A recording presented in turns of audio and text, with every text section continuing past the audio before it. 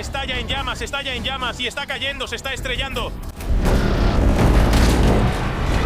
Antes de que los aviones se convirtieran en los reyes del cielo, existía una nave mucho más grande que alguna vez se creyó que sería el futuro de los viajes de larga distancia, y se le llamó dirigible. No vuela gracias a grandes alas, sino que se eleva debido a enormes celdas de gas llenas de hidrógeno o helio, gases que son más ligeros que el aire. Cuando hay suficiente gas de elevación, puede levantar fácilmente el armazón de metal, los motores, el combustible, la tripulación, los pasajeros y la carga. También tiene hélices y superficies de control, por lo que no es simplemente arrastrado por el viento como un globo común.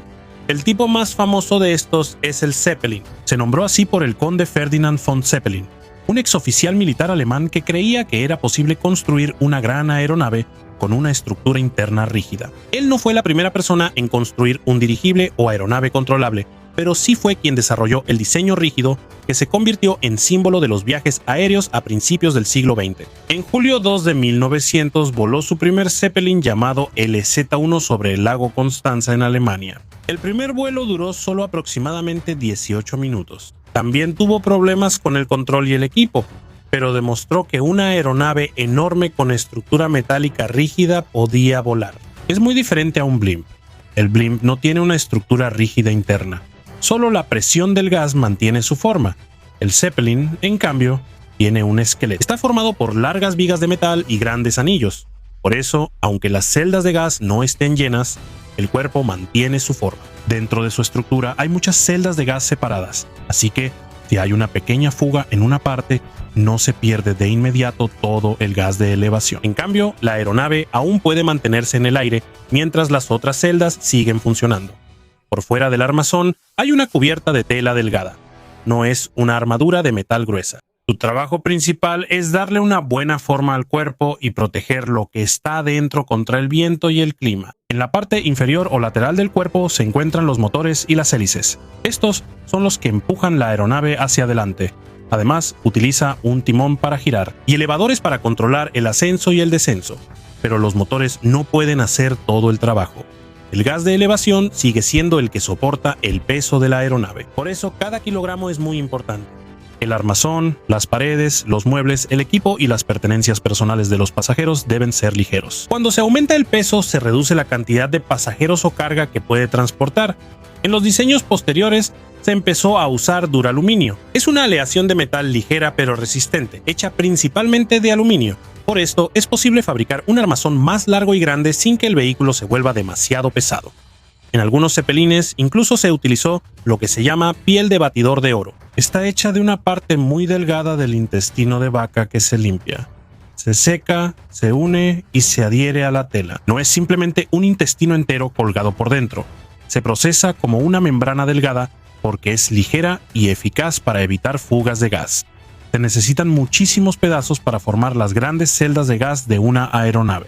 Ahora, a medida que el Zeppelin crece, su operación también se vuelve más complicada. La tripulación debe vigilar la presión del gas, la cantidad de combustible y agua, la dirección del viento, la temperatura y el equilibrio de la aeronave, porque cuando el hidrógeno se calienta, se expande y aumenta su capacidad de elevación, pero cuando se enfría, se contrae y disminuye la elevación. La aeronave también lleva agua u otros lastres. Si quiere subir, suelta un poco de lastre.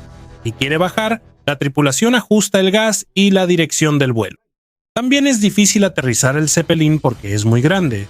Muchos miembros del equipo en tierra sostienen las cuerdas para que el viento no se lo lleve. Cuando hay mucho viento, toda la aeronave puede ser empujada lejos aunque el piloto sea bueno.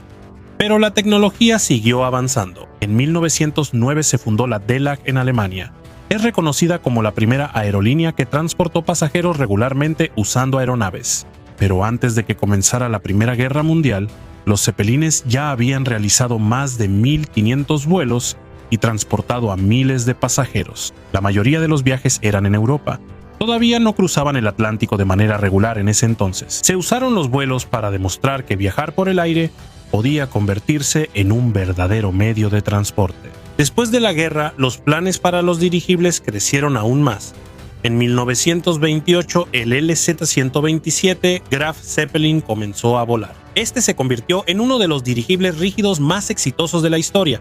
En 1929 dio la vuelta al mundo. Pasó por Europa, Asia, el Océano Pacífico, Estados Unidos y el Atlántico antes de terminar el viaje. Su ruta incluyó Friedrichshafen, Tokio, Los Ángeles y Lakehurst en Nueva Jersey. Todo el viaje duró aproximadamente 21 días, incluyendo las paradas. El tiempo real que estuvo en el aire fue de casi 12 días y medio. No fue un vuelo de demostración ordinario, fue un gran evento internacional que fue cubierto por periódicos y estaciones de radio. En cada parada, mucha gente acudía al dirigible porque no había ninguna otra aeronave tan grande ni capaz de viajar tan lejos. El Graf Zeppelin demostró que un dirigible podía cruzar vastos océanos y continentes. Podía permanecer en el aire durante varios días. Tampoco necesitaba una pista larga porque no dependía de una alta velocidad para elevarse. Era más lento que un avión, pero más rápido que un transatlántico. Y a diferencia de un barco, no había fuertes oleajes ni mareo mientras cruzaba el Atlántico. Los pasajeros tenían cabinas para dormir, un comedor, una sala y también grandes ventanas. Podían comer cómodamente. Comida caliente mientras veían abajo el mar, las montañas, la ciudad y las nubes. Pero el interior no era tan amplio como un hotel. El espacio seguía siendo limitado porque todo tenía que ser ligero. Las cabinas eran pequeñas, las paredes delgadas y la mayoría de los muebles eran sencillos. Incluso el piano que pusieron en el Graf Zeppelin fue especialmente hecho para ser ligero. Tampoco era igual la comodidad en cada dirigible. En algunos viajes podía hacer frío adentro porque era difícil instalar un sistema de calefacción pesado.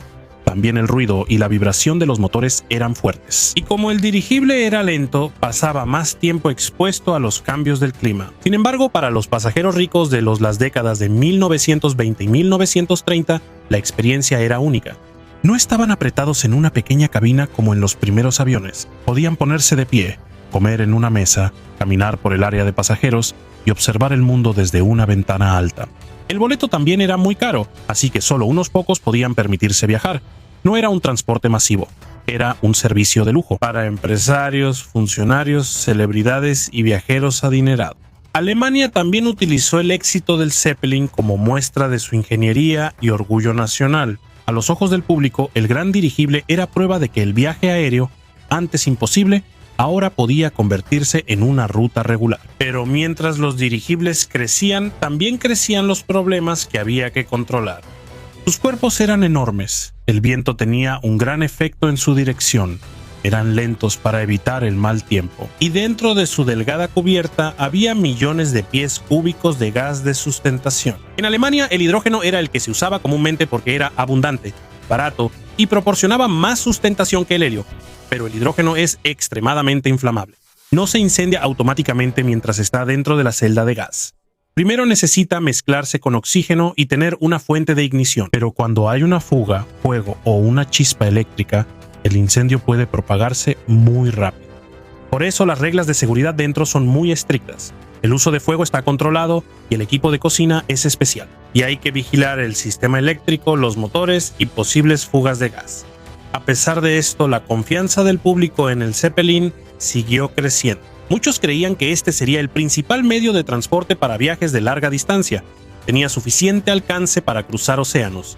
Había espacio para los pasajeros y no necesitaba las grandes pistas de aterrizaje que requerían los aviones más pesados. Pero mientras mejoraban la cabina de pasajeros y alargaban las rutas, los aviones de ala fija también avanzaban rápidamente. Los motores de los aviones se volvían cada vez más potentes. Aumentaban los aeropuertos seguros y los viajes se hacían más rápidos cada año. En ese entonces, aún no estaba claro cuál de las dos tecnologías ganaría. El avión era más pequeño, más rápido y más fácil de producir en masa. El dirigible, por otro lado, era más espacioso. Podía permanecer en el aire por mucho tiempo y tenía un enorme potencial para los viajes de larga distancia. Durante algunos años, parecía que había espacio para ambos. Pero la mayor prueba para el Zeppelin no era la comodidad ni la velocidad. Era cuánto tiempo se podía mantener seguro en el aire. Una aeronave enorme que dependía de un gas inflamable y una estructura muy delgada. En el dirigible las cabinas eran pequeñas y sencillas. Había una litera, un pequeño lavabo, un estante y una pared de tela delgada. Debido a que las paredes entre los cuartos eran delgadas, era fácil escuchar la voz y los movimientos del pasajero de al lado. Casi todos los objetos se hicieron ligeros. Se usó aluminio en muchas camas, asientos, puertas y muebles, porque cada aumento de peso afecta la capacidad de carga del dirigible. El comedor y el salón eran más espaciosos. Había ventanas largas a los lados donde los pasajeros podían observar el mar, la ciudad y la tierra por donde pasaban. estaba estrictamente prohibido el fuego abierto, porque el hidrógeno era el gas de sustentación del Hindenburg. Antes de abordar, se recogían los cerillos y encendedores de los pasajeros, pero había una sala para fumar adentro. Estaba separado de las demás partes del dirigible y tenía una esclusa de doble puerta. La presión del aire en la sala era más alta para que el hidrógeno no pudiera entrar fácilmente. Solo se podía usar un encendedor eléctrico y estaba fijo dentro de la sala. A pesar de esto, mientras que el dirigible alemán se usaba para viajes de lujo, el ejército utilizaba el dirigible para patrullaje y reconocimiento. El dirigible puede permanecer en el aire por mucho tiempo, por eso puede buscar barcos, submarinos y movimientos enemigos en el vasto mar, pero no es invisible. El dirigible es muy grande y lento, así que es fácil de ver en el cielo. En Estados Unidos, la Marina construyó un dirigible que llevaba pequeños aviones. Se llamaron USS Akron y USS Macon. Dentro del dirigible había aviones Sparrowhawk. Cuando era necesario, estos se bajaban usando un soporte especial. Cuando regresaba, el piloto acercaba el avión a la parte inferior del dirigible y lo volvía a enganchar mientras ambos seguían volando. Se usaron los pequeños aviones para buscar enemigos en un área más amplia y vigilar el dirigible. Pero tanto el Akron como el Macon se estrellaron. Es que usaban helio, así que el incendio no fue la causa de la caída. Se dañaron por una fuerte tormenta y problemas en la estructura del dirigible. Esto demostró que aunque el helio es seguro contra el fuego, el dirigible sigue siendo peligroso cuando es muy grande y lo afectan condiciones meteorológicas extremas. El helio es más seguro que el hidrógeno porque no es inflamable. Pero en las décadas de 1920 y 1930, solo Estados Unidos tenía un gran suministro industrial de helio. El gobierno estadounidense consideró el helio como un recurso militar estratégico y restringió estrictamente su exportación. Como Alemania no pudo conseguir suficiente helio, usaron hidrógeno en su Zeppelin. Es más barato y tiene mayor capacidad de elevación, pero se incendia fácilmente si hay una fuga. Se mezcla con oxígeno y entra en contacto con una chispa o fuego. El 5 de octubre de 1930, el dirigible británico RR-101 se estrelló en el norte de Francia. Tenía problemas de diseño, le faltaron pruebas y el clima era malo cuando salió rumbo a la India. Mientras volaba bajo una fuerte lluvia y viento, descendió y chocó contra una colina cerca de Beauvais. Después del impacto, el hidrógeno se incendió. De las 54 personas a bordo murieron 48. Debido a esto, Gran Bretaña detuvo su programa de grandes dirigibles rígidos, pero Alemania continuó adelante. Sus ingenieros creían que el hidrógeno no era la única causa del desastre. Para ellos, el problema más grande era el diseño incorrecto, la falta de pruebas y las malas decisiones. Durante varios años, los zeppelines alemanes continuaron cruzando el Atlántico de manera segura, pero el peligro principal seguía presente. Estaban volando un vehículo enorme y dentro de él había millones de pies cúbicos de hidrógeno. Solo se necesitaba una fuga y una chispa para que el mundo entero perdiera la confianza en los dirigibles. El 6 de mayo de 1937, el Hindenburg se preparaba para aterrizar en Lakehurst, Nueva Jersey. Venía de Alemania y acababa de cruzar el Atlántico con 97 pasajeros y tripulantes a bordo. Los pasajeros y la tripulación permanecieron a bordo durante la demora. El aterrizaje se retrasó debido al mal tiempo. Cuando la tormenta amainó, el dirigible se acercó al mástil de amarre y bajó las cuerdas de aterrizaje. Unos momentos después, de repente se incendió la parte trasera. El fuego se propagó rápidamente porque había hidrógeno dentro de las celdas de gas. Todo el dirigible se estrelló contra el suelo en solo unos 32 segundos, murieron 35 personas a bordo y un miembro de la tripulación en tierra también falleció. Pero 62 de los ocupantes sobrevivieron. Algunos lograron salir por las ventanas y puertas mientras el cuerpo en llamas se acercaba al suelo. Otros saltaron cuando la cubierta de pasajeros ya estaba baja. Aún no se sabe con certeza cuál fue el origen del incendio. Una de las explicaciones más aceptadas es que hubo una fuga de hidrógeno y una chispa eléctrica lo encendió mientras el ambiente estaba húmedo y había una tormenta eléctrica. El impacto del desastre fue grande porque fue captado por una cámara. También estaba presente el reportero de radio Herbert Morrison. Él estaba grabando un reporte sobre la llegada del Hindenburg cuando vio que se incendiaba. Su voz no fue transmitida en vivo. La grabación se transmitió después del desastre, pero debido al miedo y la tristeza en su voz, el público sintió más lo que había sucedido. La grabación se combinó con imágenes de noticiario cinematográfico. En los cines y estaciones de radio, millones de personas vieron y escucharon cómo se quemó el antiguo símbolo del viaje aéreo de lujo. Aquí fue donde muchos pasajeros perdieron completamente la confianza en los dirigibles de hidrógeno. Alemania suspendió el servicio regular de pasajeros de los pocos que quedaban. Tampoco el nuevo Graf Zeppelin II nunca llegó a usarse como dirigible comercial, pero no solo el Hindenburg fue la razón por la que desaparecieron los grandes dirigibles. Incluso antes del desastre, su operación ya era muy costosa. Necesitaban un hangar enorme, un mástil de amarre, mucho personal de tierra y un área amplia para el aterrizaje. También era difícil usarlos cuando había mucho viento. Debido a lo grande de su estructura, era fácil que una tormenta o un viento cruzado los empujara. Solo podían transportar a pocas personas en comparación con el tamaño y el costo de todo el vehículo. Mientras tanto, el avión seguía haciéndose más rápido y más grande. Se podía construir más rápido, era más fácil de aterrizar y no necesitaba cientos de personas solo para sujetarlo en tierra. También se podían usar más aviones en diferentes rutas. Si uno se descomponía, no se detenía todo el servicio. No hay pruebas sólidas de que un grupo secreto de compañías de aviones haya hecho caer intencionalmente a la industria de los dirigibles. La razón es más simple: el avión era más práctico.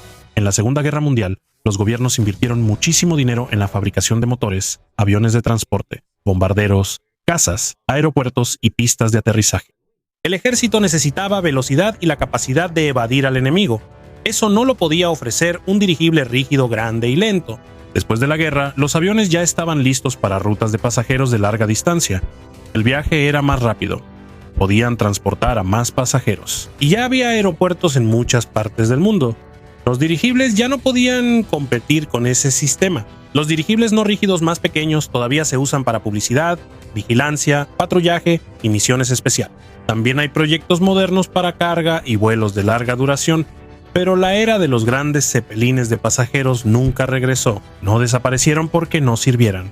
Fueron superados por una combinación de altos costos, viajes lentos y mal clima, desastres posteriores y el rápido desarrollo del avión. El Hindenburg es la imagen más recordada de su caída. Pero el verdadero final del dirigible llegó cuando apareció una forma de volar más rápida, más barata y más fácil de usar. En marzo de 1940, el gobierno alemán ordenó el desmantelamiento de los dos últimos grandes zeppelines, el LZ-127 Graf Zeppelin y el LZ-130 Graf Zeppelin II. Ya no volaban como dirigibles de pasajeros, solo permanecían detenidos en los grandes hangares de Frankfurt mientras se expandía la Segunda Guerra Mundial. Se cortó su estructura de duraluminio, se retiraron los motores y se separaron otras partes. Los metales valiosos se reutilizaron para la producción de guerra. También se destruyeron los hangares que alguna vez fueron el hogar de los dirigibles más grandes de Alemania. No fue poca cosa lo que se perdió. El Graf Zeppelin fue uno de los dirigibles más exitosos de la historia. Viajó a diferentes continentes, cruzó el Atlántico muchas veces y realizó un vuelo de investigación en el Ártico. Pero cuando llegó la guerra, ya no había razón suficiente para mantenerlo. El dirigible era demasiado grande para ocultarlo del enemigo. Necesitaba un hangar enorme, mucha tripulación y una operación cuidadosa antes de despegar o aterrizar. Tampoco podía igualar la velocidad de un avión militar. Si lo veían en el cielo, era fácil perseguirlo y dispararle. El LZ-130 Graf Zeppelin II se construyó para ser el siguiente gran dirigible de pasajeros de Alemania, pero nunca pudo iniciar un servicio comercial regular. Se utilizó en vuelos de prueba, demostraciones públicas y algunas misiones antes de que finalmente se suspendieran las operaciones en 1939. Cuando comenzó el desmantelamiento, ya había terminado la era de los dirigibles rígidos de pasajeros. También desapareció todo el sistema necesario para apoyarlos. Ya no había una gran flota, ya no había rutas regulares, ya no había muchas estaciones con tripulación de tierra capacitada y ya no había ninguna compañía dispuesta a gastar tanto en una nave que ya había sido superada por el avión en velocidad y costos. Pero el dirigible no desapareció por completo. Los dirigibles no rígidos más pequeños continuaron usándose en publicidad, cobertura televisiva, patrullaje costero, vigilancia y observación científica. El dirigible no rígido es más simple que el antiguo Zeppelin. No tiene una gran estructura rígida en su interior, por lo que es más barato de fabricar y usar. No puede transportar una gran cantidad de pasajeros o carga, pero puede permanecer en un lugar durante mucho tiempo, volar despacio y ofrecer una vista clara desde el aire. Esa es la capacidad que las empresas modernas están volviendo a estudiar. Ya no intentan traer de vuelta el dirigible como reemplazo del avión de pasajeros. Ningún dirigible puede igualar el rápido viaje de un avión moderno entre ciudades lejanas. En cambio, buscan trabajos que sean difíciles de realizar para otros vehículos. Uno de los nuevos proyectos es el Pathfinder 1 de LTA Research en Estados Unidos. Es un dirigible rígido moderno que utiliza helio, motores eléctricos, sistemas controlados por computadora y materiales ligeros. No es una simple copia del antiguo Zeppelin. Tiene propulsores eléctricos en diferentes partes del dirigible. Las hélices pueden cambiar la dirección de su empuje para ayudar a girar, subir, bajar y mantener la posición. También utiliza sensores y una computadora para monitorear el equilibrio, el viento, la dirección y el movimiento de toda la aeronave. En octubre de 2024, el Pathfinder 1 realizó su primer vuelo al aire libre sin amarras en el Moffett Federal Airfield en California. Después de eso, continuaron las pruebas para que pudiera volar más lejos, por más tiempo y en diferentes condiciones. Hasta ahora sigue siendo una prueba de concepto y aún no es un vehículo regular de carga o de pasajero. El objetivo de LTA Research es utilizar la tecnología en el transporte y en misiones humanitarias. Cuando hay un fuerte terremoto, tifón o inundación, a menudo se dañan las carreteras, puentes, pistas de aterrizaje y puertos. Aquí es donde el dirigible puede ser útil. No necesita una pista larga para permanecer en el aire. Puede llevar equipo de comunicación, suministros médicos, comida, agua y equipos de emergencia a lugares de difícil acceso. Pero primero debe demostrar que es seguro en operaciones reales. No basta con que pueda volar en buen clima. Debe ser capaz de soportar cambios de viento, lluvia, misiones largas y uso repetido sin tener problemas serios. En Francia, Flying Whales está construyendo un dirigible de carga aún más grande. Se llama LCA-60T. Su objetivo principal es transportar carga de hasta 60 toneladas. No necesita posar toda la aeronave para recoger o descargar la mercancía. Puede permanecer en el aire mientras baja el cable y las eslingas de elevación. Su trabajo será como el de una grúa voladora.